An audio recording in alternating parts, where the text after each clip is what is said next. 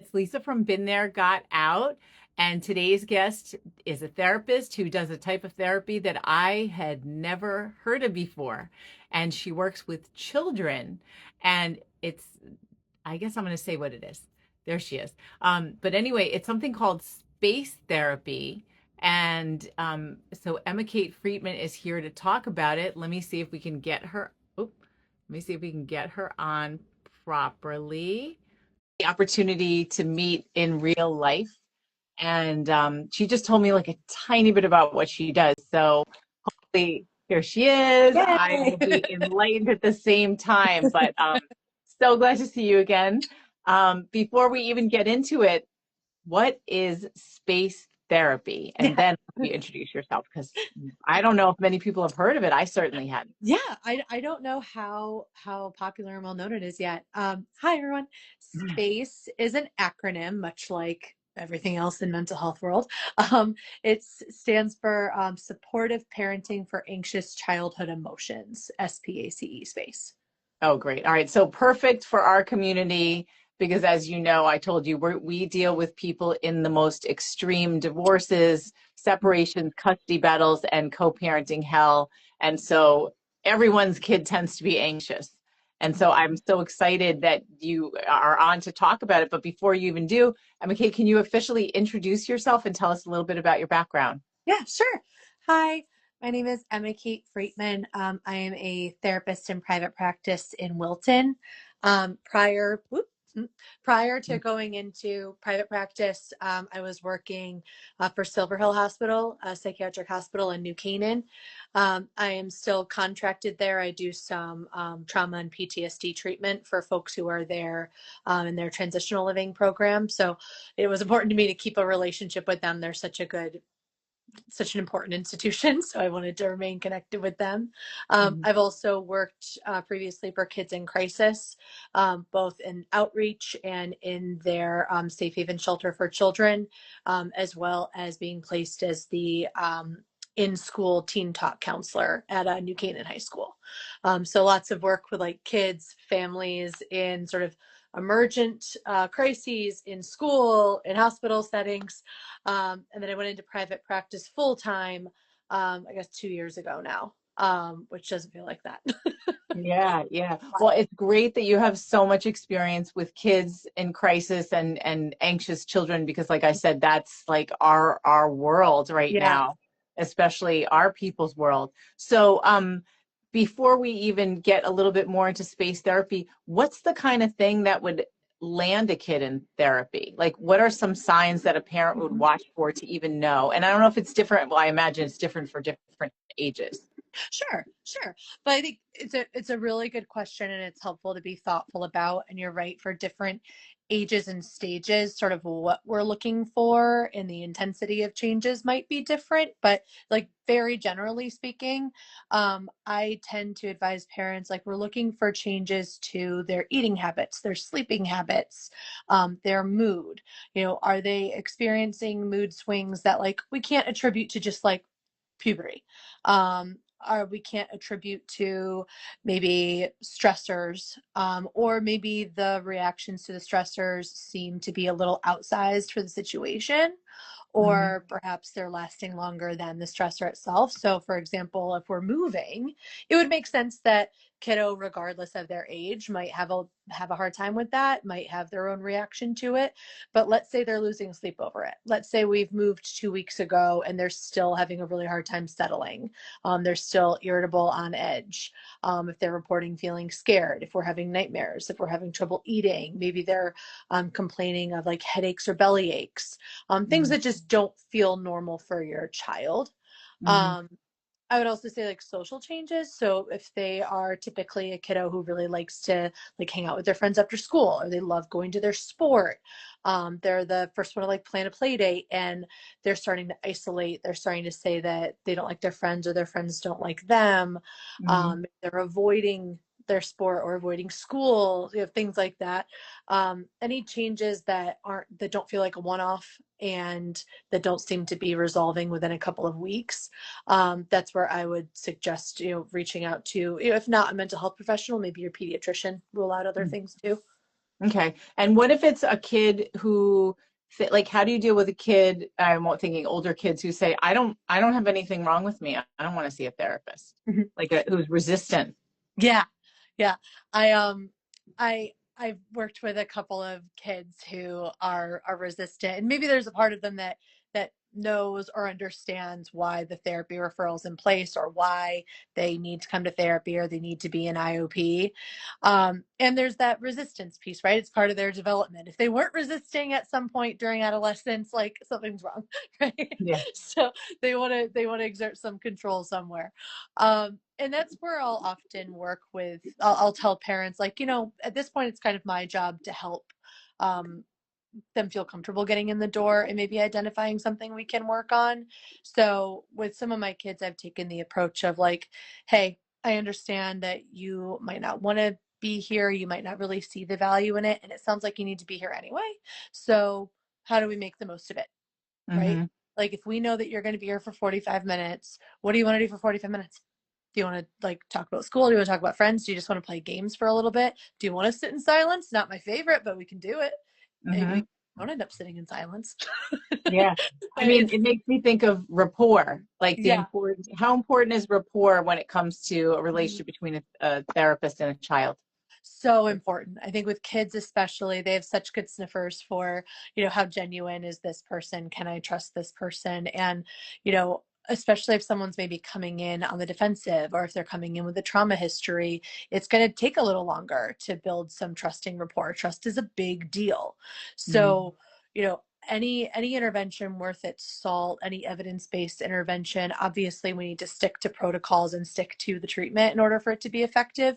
And it's Mhm. hard for treatment to be effective and get people engaged in it if we don't have that rapport first. So with my kids, especially my adolescents, I try to kind of manage my expectations with parents around, for the first few weeks, we're probably not going to be making changes, probably Mhm. not going to be talking too much about about coping skills.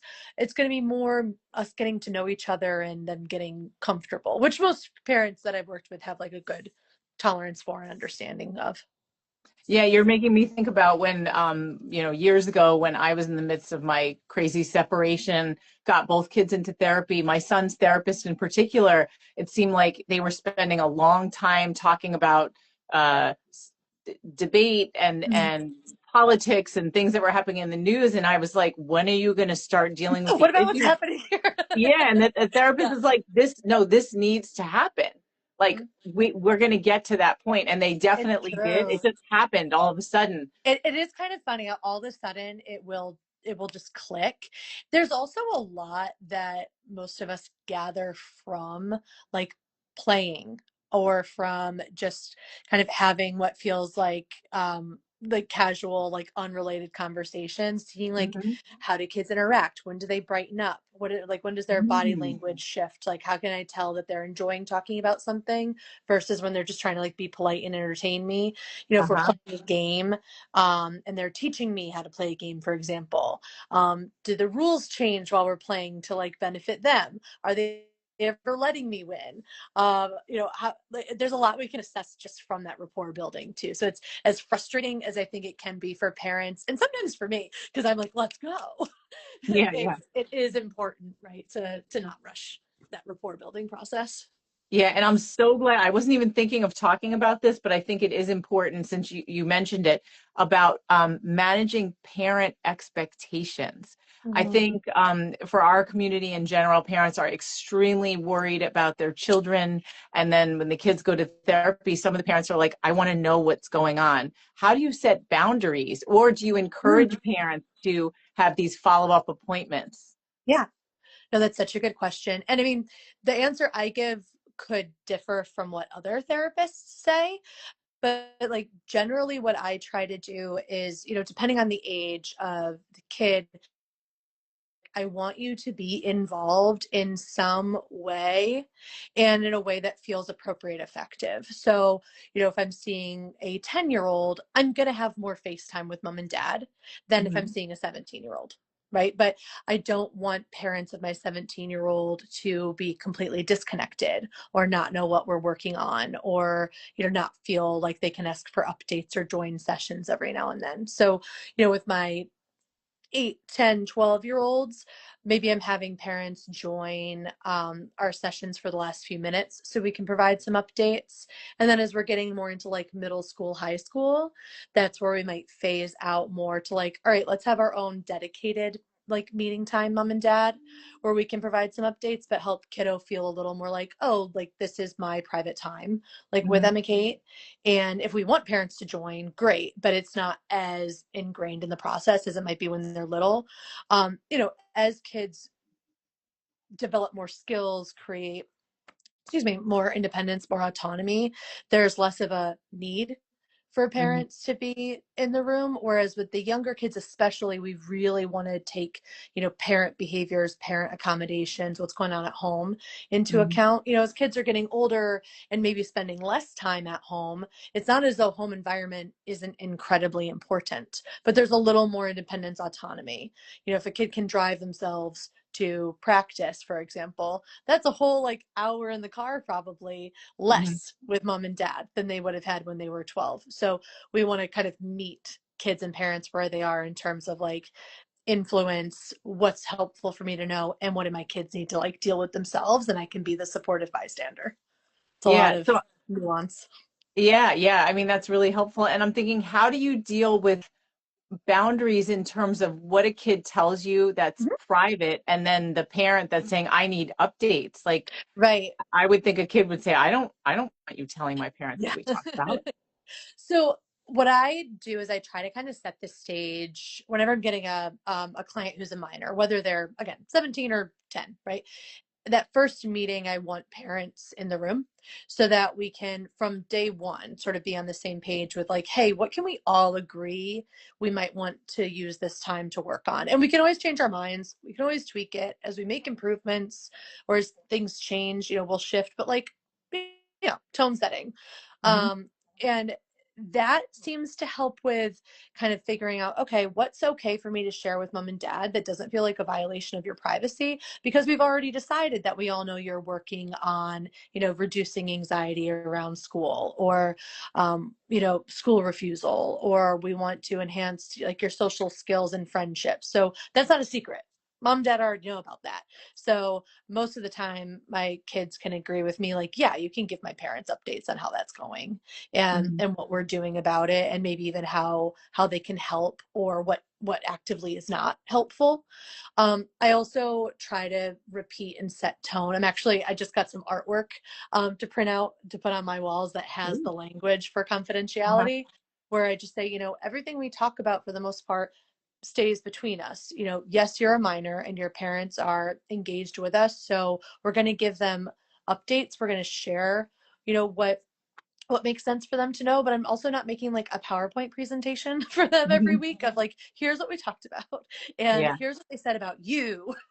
But I Yeah. also try to set that parameter of, if I ever have concerns for your safety, if I ever believe that you are being hurt or that you are suicidal, like those are the things that like I actually don't have a choice. I need to, either involve your parents or someone else, and I would tell you. Like I'm I can only think of one time that I've ever needed to alert a parent to their child's suicidality without alerting kid first that I was doing it.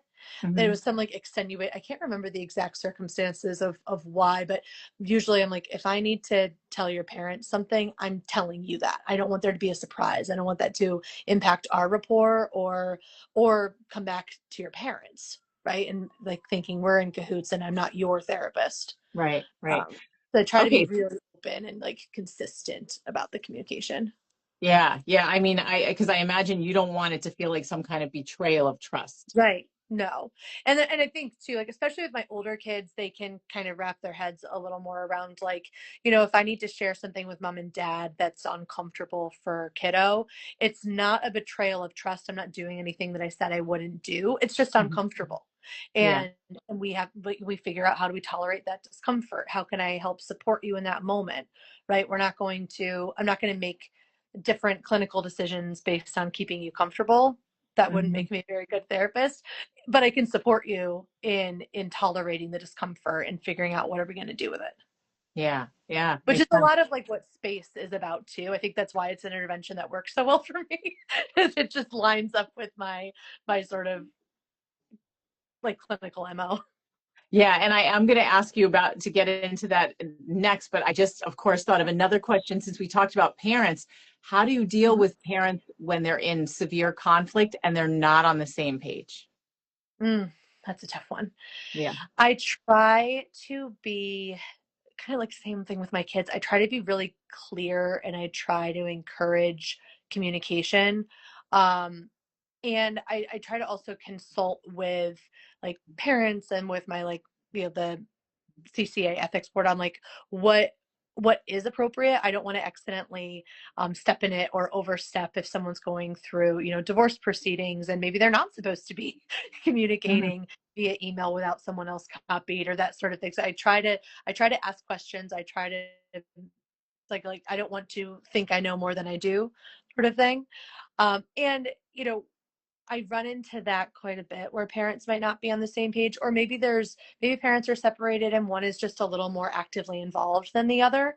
So I'll Hmm. always try to give the option of like, hey, it's okay if you can't join every session, or it's okay if, you know, dad's making more meetings than mom or vice versa. Like, do you want me to send you sort of a email update? Do you want to just schedule phone calls? Like, how can we account for it and make sure everyone's feeling involved and supportive and kid feels supported despite, right, maybe conflict or not being on the same page. Like I want to try to exhaust things before I decide like, all right, I guess I'm not really engaging with this parent very much. Yeah. I want to How I do want to try you, to do right by the kid as much as yeah, I can. yeah, I was going to say, how do you feel about being called in to testify for court stuff? Or are you Mm. like, nope, I won't ever do that? I've actually only had that request twice, and both times it didn't have to do with divorce or kids. Both times it was a pretty straightforward no, like it would be inappropriate for me to do it and not benefit the client. Mm-hmm. Um, so I haven't run into that too much now that I say it's going to happen tomorrow. But Right, right, right.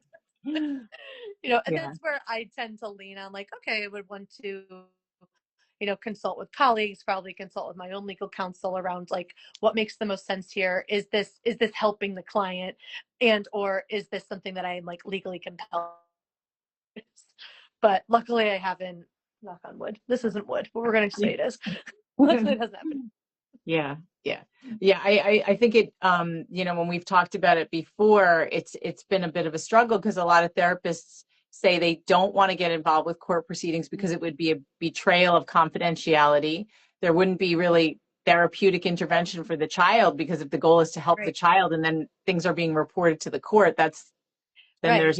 it's not really a safe space for a kid No, to and talk. most of the time, I'm sure if we're looking for the exception, we can find it. But thinking about my caseload, and I would say quick poll of my clients, half of them have parents who are divorced or divorcing. Not a Mhm. single one has in that intake session or at any point said, oh, by the way, um, what you guys are doing together could be subject to like review in court. Like, can you imagine how that might impact Yeah, the rapport, the relationship? If kids are feeling censored, if I'm feeling censored, like it's not a perfect system. yeah, yeah, for sure. All right, so tell us more about space therapy. Like, how Mhm. is that different? Is it a modality? Is it different? How is it different from other types of therapy for kids and Yeah, teens? sure. So, SPACE, like I said, SPACE stands for supportive parenting for anxious childhood emotions. Sometimes I slip up and say childhood experiences. Yeah, yeah. But it is a evidence-based treatment for pediatric anxiety, OCD. There's also some great indicators of it being effective for failure to launch, so I can use it with some of my older kids too. I think what makes it a little bit different is, or actually a lot of bit different, is SPACE is an intervention that treats kid through parents. So when we Mm, think about traditional or maybe more familiar treatments for anxiety, I think a lot of us think about CBT, cognitive mm, behavioral therapy, and that involves, working one-on-one with a client to identify, what are some of my like anxious thoughts, anxious beliefs? How do my beliefs impact my emotions, which then impact my behaviors, right? So with CBT, we're sort of targeting the individuals, the clients, thoughts, beliefs, emotions, behaviors, right? Mhm. With space, what we're doing is we're looking at the environment, and we're looking at, especially for pediatric anxiety, so kids living at home Mhm. with parent, guardian, right? Some adult. How am I perhaps inadvertently supporting the avoidance that tends to come from anxiety with kids? Are there moments where I'm maybe over accommodating? You mean the And parent, the parent. Okay. right. So we're looking at, as the parent, what is my response to my child's anxiety? What Mhm. about that is working? And what about that do I want to tweak so that it can sort of give my child an opportunity to use their skills, tolerate the discomfort, right? So when we think about anxiety, the way I think of it is anxiety is an overestimation of threat and an underestimation of our ability to handle it, right? Overestimation of threat, underestimation of my ability to handle it. And with kids, especially when they are having these big feelings, when they are feeling overwhelmed with anxiety, they're looking to their parents often as for indicator of like, am I okay? Am I going to be okay? How am I going Mhm. to deal with this? Right. And as we get older, they might sort of literally look to us less and Yeah. less. But I think about like, when kids are first learning how to walk and they stumble, and maybe one of the first things they'll do is kind of look over at parent. Yeah. And what do we tell parents when kids fall down? How should we try to react?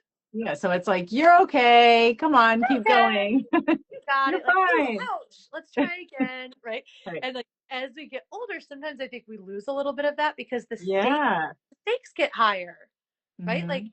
if I see that my kid comes home from school and they're like so upset because I have all these tests and I don't know if I can handle it and I don't have enough time, like what do we want to do? I want to try to swoop in and help, right? Maybe I'm going to Yeah. try to problem solve with them. Maybe I'm reaching out to the school to figure out, like, hey, is there any flexibility here? What can we do? Yeah. Maybe I'm offering to sit with them and study, right? None of these things are necessarily inappropriate, right? Mhm. But it is a little different than the response of, like, it's okay, you got it, Yeah, right? like So, like I see it's like none of those responses help your child develop the confidence and mhm, skills to master it themselves because it's like exactly. you're swooping in and saying, Mhm. I'm going to make sure everything's okay for you. Right. Or so that might be sort of our kind of protecting side, right? Of like, oh my gosh, I want to bubble wrap you. I want to protect you from having to feel this unpleasantness or have to deal with any like nasty consequences, right? But then on the other side, we might err more demanding, right? Like, well, I guess you're just gonna have to figure it out. Or like, Hmm. this isn't a big deal. Well, yeah, you're in high school now. You've got a lot of work, So right? minimizing the kid's feelings. Ignoring kind of the important like validation piece, and again Mhm. might not be totally inappropriate or untrue, right? Yes, your older sister handled this just fine, like so can you, might be true, but is it helpful, is it effective, Mm. right? So with space, what we're looking at is, okay, how can I kind of appreciate the pitfalls of that protecting or demanding, and instead how can I try to be supportive, maybe even increase my support, excuse me, while also being mindful of like what accommodations am I providing that could actually be giving the anxiety more legs, right? Mm. So with anxiety, um, almost always we tend to notice that there's avoidance with it, right? So the way that we might kind of automatically, without even meaning to, cope with anxiety is, oh, there's some threat, right? That overestimation of threat. So the first thing I'm going to try to do is avoid it, right? And we need that impulse, right? Anxiety is our alarm system. If there's a threat, it makes sense that I don't know, avoid the threat, right? Yeah. But with anxiety, it's often the overestimation of the threat, right? So with as parents, we want to be mindful of like, ooh, what avoidance could be coming up here for my kid that I might, again, without any blame or shame or you're doing this on purpose, or my least favorite word, you're enabling, right? Hmm. How might I accidentally be party to the avoidance? So I think about like school refusal is a good example, like the mental health day. right? How many of Yeah. us have given our kid that mental health day from school, and maybe it Or was many. right, like maybe it Mhm. was totally appropriate, or maybe there was a, oh, they just avoided a stressor, right? Yeah. Emma, so as you're saying this, I'm like, I have the perfect example, the perfect Good. one that comes up all the time. Hmm? So because our clients have all dealt with domestic violence, they've Hmm? gotten out of abusive relationships, the kid has to go back and forth to the other parent. And Hmm? our parents are terrified and Yeah. their kids are anxious. And so as you've been talking, I'm thinking this type of therapy sounds ideal for these Hmm. kinds of situations because parents, we often have to, Chris, my partner and I have to explain to our clients, like, your energy is being absorbed by your children. Yes. Hmm. So it They sounds are like that's looking to you, right. right? Even if they're 16, 17, they are looking to you. Like, oh, I'm already nervous, unsettled, worried, anxious about the situation. And oh, dad seems dysregulated too. Okay, so there is something to worry about. If dad's this worried, like, should I be more worried? Can I handle this? Like, Right. right. And again, like, there might be situations in which, like, that makes sense, it's appropriate, and there Mhm. might be times where, like, I need to regulate my own anxiety or my own mood, right, to then be able to help with my kiddo. It's like we need to put our mask on first, sort of thing.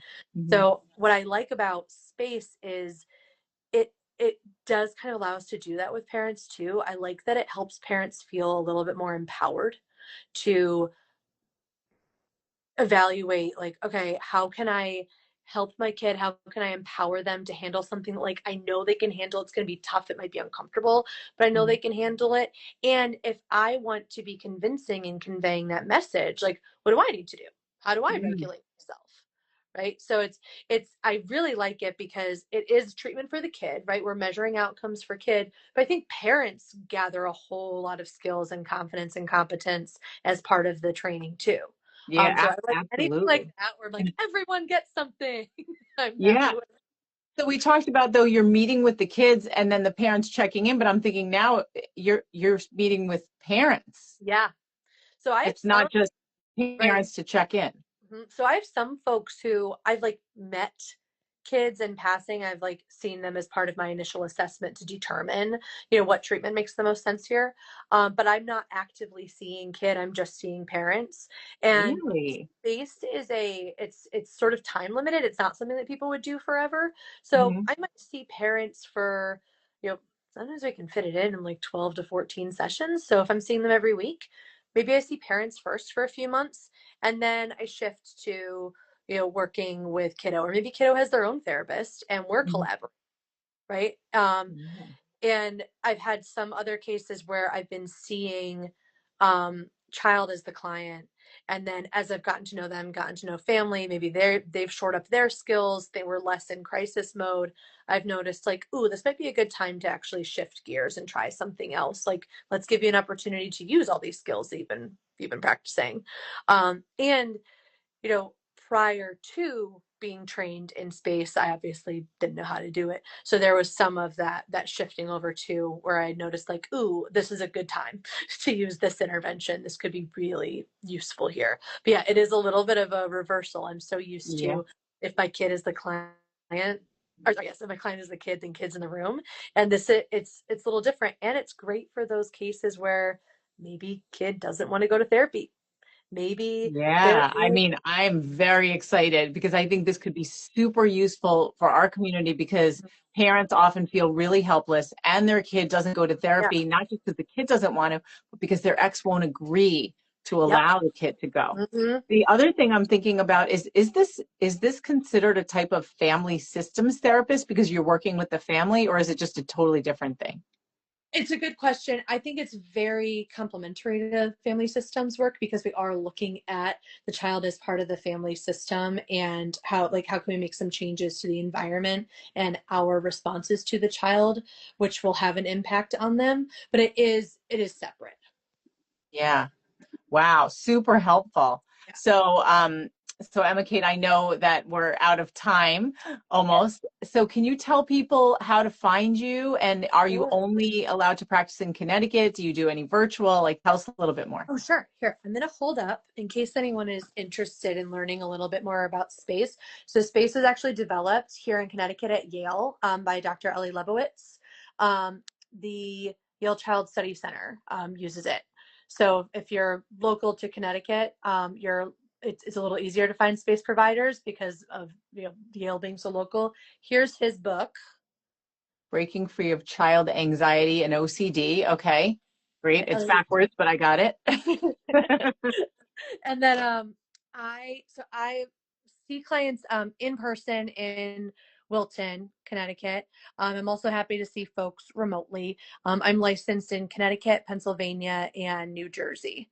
And then hopefully once the what is it, the counseling compact goes into place, I'll be able to be a little bit more flexible. But Good. Okay. How can people find you? let's see. You can find, I don't have my website memorized. I'm the worst. But you're on Instagram. Here you I am are. on Instagram. I do not have a like a professional counseling Instagram account yet because I'm just too lazy. I need to pick your brain, Lisa, and figure out how to do that. But you can certainly DM me. I'm at EK Freatman at like EK for Emma Kate Freatman. I'm pretty good about checking it. And then you can also feel free to email me. I'm ekfreatman.lpc for licensed professional counselor at Gmail. So ekfreatman.lpc at Gmail. Again, I'm pretty responsive. I try to keep an eye on my email throughout the day. And luckily, my parents gave me a unique name. So if you Google me, I'm pretty findable. Yes. Well, I so appreciate you coming on, Emma Oh Kate, my and gosh. I am very excited about this type of therapy because Thank I you. think it could be super, super helpful for Thank you. people in our community, especially because parents often feel so helpless.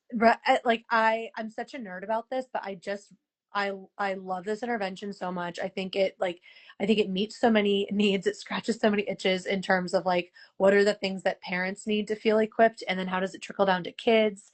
Yeah. We don't want kids to have to be the identified patient and bearers of counseling all the time. Sometimes that doesn't make sense. So Yeah. having another option, like there's just something about that that's like so helpful, I think. And I want to thank you. I so appreciate you having me on so that I could, blab about this. And, I so appreciate all the work that you're doing to help empower folks who are dealing with legal abuse, narcissistic ex-partners, domestic violence, supporting their kids. Like, you give such an important voice. So thank you very, very, very much. You're welcome. Yes, and let's definitely. I know we're going to be in touch, Yeah.